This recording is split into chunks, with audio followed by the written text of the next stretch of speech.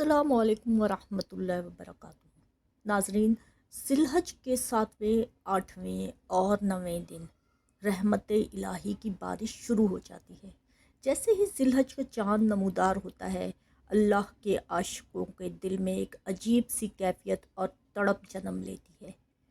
एक बेचैनी, एक लगन, एक शौक़ कि काश मैं भी इन लम्हों से मुकम्मल फैज़याब हो सकूं। ये वो मुबारक अय्याम हैं जिनकी अज़मत की कसम खुद रब्बे कायनात ने कुरान मजीद की सूरतुल फज्र में खाई है। जिन खुश नसीबों को हज की सआदत नसीब हो गई, वो तो रहमान इलाही के ख़ास मेहमान बन गए, लेकिन जो मजबूरियों की वजह से अपने घरों में रह गए, अल्लाह की रहमत ने उन्हें भी महरूम नहीं छोड़ा। रब्बे करीम ने इन अयाम को इतनी अज़मत, इतनी बरकत अता फ़रमाई है कि घर बैठकर भी इंसान ज़िक्र व इबादत और रोज़े के ज़रिए अल्लाह का कुर्ब हासिल कर सकता है और हज जैसा सवाब पा सकता है। ये दिन रूठे हुए रब को मनाने के हैं। ये दिन अपने गुनाहों की माफ़ी मांगने के हैं। ये वो दिन है जो अल्लाह को राज़ी करने के हैं और ये दिन दिलों को इश्क़ इलाही से सैराब करने के हैं। हज़रत अब्दुल्ला बिन अब्बास रज़ियल्लाहु ताला अन्हु से रिवायत है, आक़ा करीम सल्लल्लाहु अलैहि वसल्लम का फरमान है, कोई दिन ऐसा नहीं जिसमें नेक अमल अल्लाह ताला को इन 10 दिनों के अमल से ज़्यादा महबूब हो। सुभान अल्लाह। ये वो 10 दिन हैं जिनमें किया गया एक एक नेक अमल साल के बाकी तमाम दिनों के आमाल से अफजल हैं।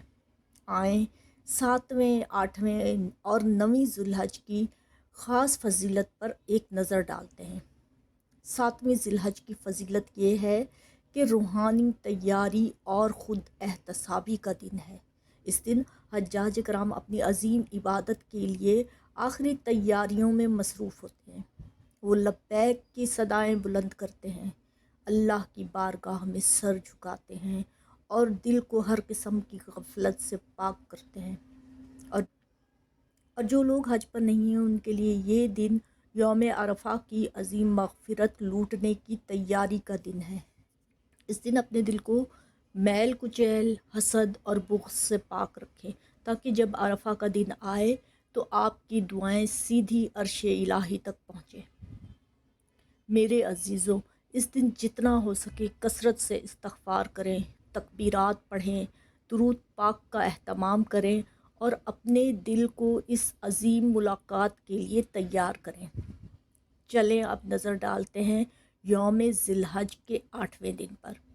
8वें ज़ुल्हज जिसे यौम तरवीद यानी सैराब होने का दिन कहा जाता है। इस दिन हज्जाज कराम मक्का मुकर्रमा से मना की तरफ रवाना होते हैं और वहाँ क़याम करते हैं, अरफात की इस अज़ीमुश्शान हाज़री की तैयारी के तौर पर। रूहानी एतबार से ये दिन अपने दिल को अल्लाह के ज़िक्र और मोहब्बत से सैराब करने का दिन है। यह मैदान अरफात की उस अज़ीम हाज़री का पेश ख़ैमा है जहाँ आंसुओं से गुनाह धुल जाते हैं, जहाँ दिल टूटते हैं और अल्लाह के साथ जुड़ते हैं। मेरे अज़ीज़ों, गैर हज्जाज के लिए मुस्तहब है कि वो इस दिन रोज़ा रखें, नवाफिल अदा करें, अल्लाह की बारगाह में गिड़गिड़ा कर अपने गुनाहों के लिए दुआ करें और पूरी उम्मत मुस्लिमा के लिए दुआ करें। अब नज़र डालते हैं 9वीं ज़िलहज यौम अरफा यानी मग़फ़िरत का सबसे बड़ा दिन। 9वीं ज़ुल्हज जिसे हम यौम अरफा कहते हैं, ये मग़फ़िरत और रहमत की मेराज का बाबरकत दिन है। 9वीं ज़िलहज साल का सबसे अफजल और अजीम दिन है। ये वो दिन है जब दीन इस्लाम मुकम्मल हुआ। ये वो दिन है जब अल्लाह की रहमतें अपने उरूज पर होती हैं। ये वो दिन है जब हज्जाज कराम मैदान अरफात में जमा होकर अल्लाह के हुजूर रोते हैं और गिड़गिड़ाते हैं। चले आएँ अब इन मखसूस अय्याम के रोज़े की फ़जीलत पर नज़र डालते हैं।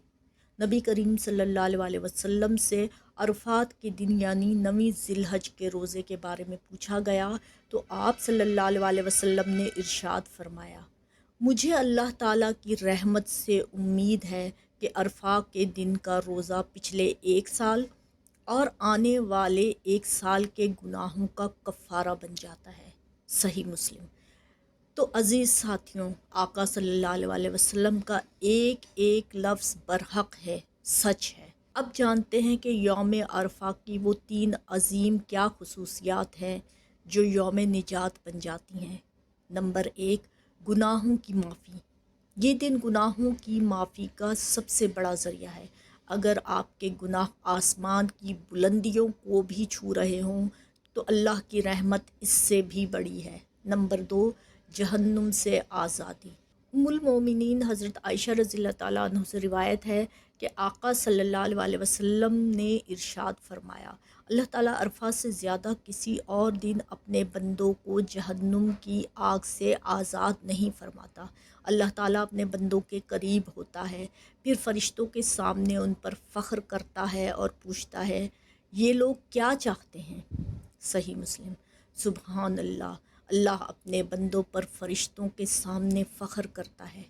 نمبر 3، دعاؤں کی قبولیت کا دن۔ نبی کریم صلی اللہ علیہ وسلم نے فرمایا، دعا عرفہ کے دن کی دعا ہے، اور جو کچھ میں نے اور مجھ سے پہلے انبیاء نے کہا، ان میں سب سے بہترین یہ کلمات ہیں۔ آج میں آپ کے ساتھ وہ کلمات شیئر کروں گی جو بہت مجرب، بہت بابرکت اور بہت مؤثر ہیں۔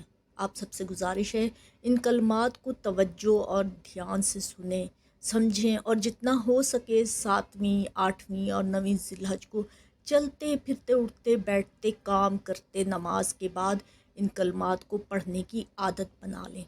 یہ دلی سکون اور اللہ کی قرب حاصل کرنے کا بہت بڑا ذریعہ ہے۔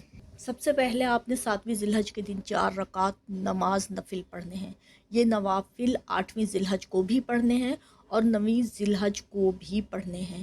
پہلی 2 رکعت، پہلی رکعت میں سورۃ الفاتحہ کے بعد 11 مرتبہ سورہ اخلاص پڑھیں۔ دوسری رکعت میں سورۃ الفاتحہ کے بعد 3 مرتبہ سورۃ الکوثر پڑھیں۔ سلام پھیرنے کے بعد اسی جگہ بیٹھ کر 100 مرتبہ استغفر اللہ، استغفر اللہ، استغفر اللہ کا ذکر کریں۔ دوسری 2 رکعت، پہلی رکعت میں سورۃ الفاتحہ کے بعد 7 مرتبہ سورۃ الاخلاص پڑھیں۔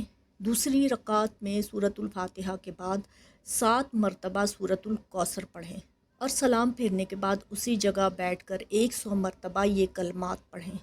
لا الہ الا اللہ وحدہ لا شریک لہ، لہ الملک ولہ الحمد وہو علی کل شیء قدیر۔ ان کلمات کی 5 عظیم فضیلتیں یہ ہیں۔ آقا کریم صلی اللہ علیہ وسلم کا فرمان عالی شان ہے، جو شخص دن میں 100 مرتبہ یہ کلمات پڑھے گا اسے 5 عظیم انعامات ملیں گے۔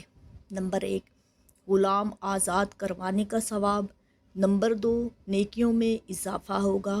نمبر 3، گناہوں سے نجات ہوگی، اللہ تعالیٰ اس کے گناہ معاف فرمائے گا۔ نمبر 4، جو کوئی دن کے وقت یہ کلمات پڑھے گا شام تک وہ شیطان کے شر سے مکمل طور پر محفوظ رہے گا۔